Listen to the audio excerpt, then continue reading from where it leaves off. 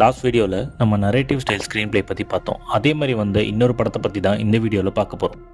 Welcome to film puff. First நான் நான் linear screen ப்ளேன்னா என்னன்றதை சொல்கிறேன்.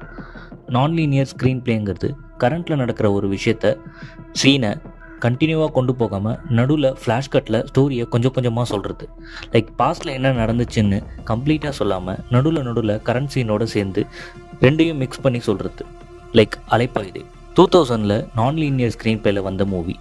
அவன் ஒய்ஃப்காக வெயிட் பண்ணுற கார்த்திக் பாஸ்டில் அவனும் அவன் ஒய்ஃபும் லவ் பண்ணது, கல்யாணம் பண்ணது எல்லாத்தையும் நினச்சி பார்ப்பான்.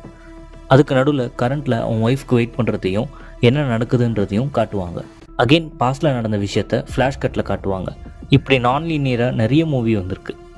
ஃபைனலாக இது எங்கே எண்ட் ஆகும்னா, அவன் ஒய்ஃப்க்கு ஆக்சிடென்ட் ஆகிடுச்சுன்னு தெரிஞ்சு ஹாஸ்பிட்டலில் வந்து பார்க்குற வர படம் நான் லீனியராக தான் போயிட்டுருக்கோம். இந்த மாதிரி இன்ட்ரெஸ்டிங் மூவி ஃபேக்ட்ஸ் பற்றி தெரிஞ்சுக்கிறதுக்கு ஃபிலிம் பஃபை ஃபாலோ பண்ணுங்கள். தேங்க்யூ.